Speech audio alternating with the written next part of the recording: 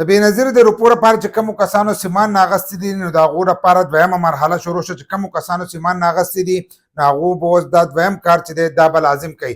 دغه شان کومو چې نه دي راغستې نو هغو له هم ټایم چې دی دا سیوا کړی دی د 30 جونه پورې چې دی ټایم سیوا شوی دی نو هغه به دې ورځو کې خپل سیم چې دی دا راغستی شي.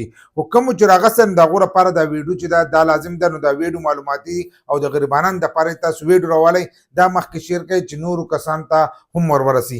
بل لا زمونږ ویډیو چې دی دا لیټ اپلوډ کېږي اکثر یو ورځ دوه ورځې چې دی لیټ اپلوډ کېږي. زه چې اوس ویډیو جوړه کړم اکثر لیټ اپلوډ کېږي. نو ځینې کسان پکې دا خبره کوي لکه اوس په تېر شوي کې ځینې کسان دا خبره کوله چې ما وی په 15 تاریخ باندې با دغه چې دی سیمان چې دی دا بندېږي نو هغه بیا موږ لیټ اپلوډ کړه نو هغې کې بیا ټایم چې دی دا ورکړی شو چې 30 جون چې دی دا ورکړی شو د 30 جونه پورې ټایم ورکړی. نو کومو کسانو چې نه یې راغستي هغه دې لاړ شي او خپل سیم چې دی دا دې راواخلي سیمان چې دی دا دې راواخلي. ځکه په 15 جون باندې ځینې کسانو دومره رش په دفتر کې جوړ کړو چې هلته کې بیا ځای چې دی دا هم نه نو کوشش وکړئ چې دا 15 ورځې دي چې په دې کې تاسو په دمه دمه لاړ شئ او خپل سیمان چې دی دا راواخلئ. چې سیم راواخلئ نو دویمه مرحله چې ده هغه به ستاسو دپاره چې دی بیا شروع کېږي. کومو کسانو چې راغستی دی د هغو لپاره اوس دویمه مرحله چې ده دا شروع شوي ده چې دویم کار به هغه څه کوي. ځکه له دې نه مخکې موږ تاسو ته په تېره شوي ویډیو کې ویلو چې په دې کې 6 بینکونه دي. په هغه 6 بینکونو کې چې دی اکاؤنټونه کولاو شوي دي. د هر علاقې جدا جدا بینک دی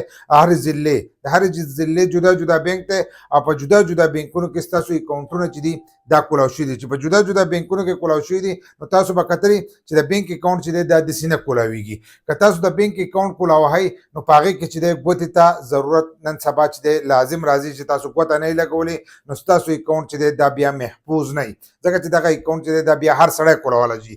تاسو ته به روپۍ راځي خو بل کس چې دی هم ستا په نمبر باندې کولاولی شي او تا چې دی دوکه کولی شي او هغې نه هغه روپۍ چې دی دا رایستی شي. نو اوس حکومت چې دی نو هغو د ګوتې سیسټم چې دی دا راویستلو یو څو کاله مخکې چې دی په دې کې دا نه نو د ګوتې دا سیسټم چې دی دا رایستلی دی. نو که ستاسو ایزي پیسه جی ایس کې شالپلا پې حبیب والی دغه شانتې دا نور بینکونه بینک هم پنجابي دا بینکونو کې دا 6 بینکونه دي او په دې کې ستاسو اکاؤنټ وي نو دا به تاسو اوس د خپلې ګوتې سره چې دی د دې سره یو ځای کوئ ګوته به لګوئ نو ستاسو اکاؤنټ چې دی دا به محفوظ کېږي. نو د دې لپاره بایومیټرک چې دی اوس هغو شروع کړی بایومیټرک دی ته وایي چې ګوته ولګوئ نو ستاسو اکاؤنټ چې دی دا محفوظ شو. لکه بیا ستاسو اکاؤنټ ستاسو نوم ته چې دی دې ته راوړېدو نو اوس هغو بایومیټرک شروع کوي. نو کومو کسانو چې سیمان ناغستی هغه به اوس خپل دغه له چې دی بایومیټرک کوي خپل دغه له چې دی د اکاؤنټ له هغې له بایومیټرک کوي. نور خو ما تاسو ته د دې نه مخکې هم ویلو چې ستاسو اکاؤنټونه چې دي دا جوړ شوي دي تاسو به ځان له د هغې اپلیکیشن کولاوی په خپل موبایل کې چې دی کولاولی شئ.